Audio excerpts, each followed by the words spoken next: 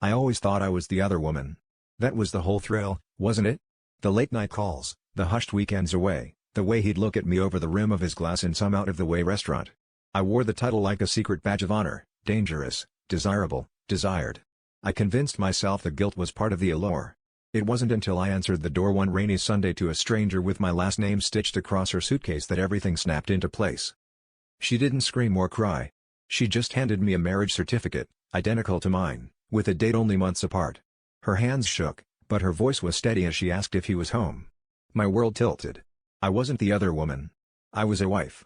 And as the shock settled into my bones, my phone buzzed with a message from a third woman, her profile photo taken in front of the same ugly fireplace I'd wrapped Christmas presents by last year.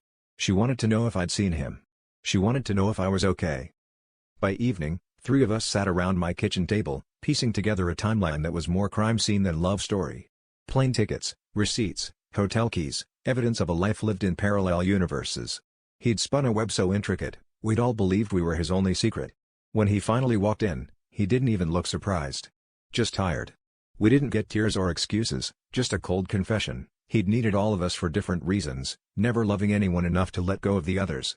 The betrayal wasn't just in the cheating, it was in the ordinariness of his lies. Now, I can't decide which part hurts more, finding out I was never the other woman, or realizing I was never special at all. The drama, the secrecy, the passion, it was all a script he'd handed out to each of us. But the worst twist? I miss the excitement.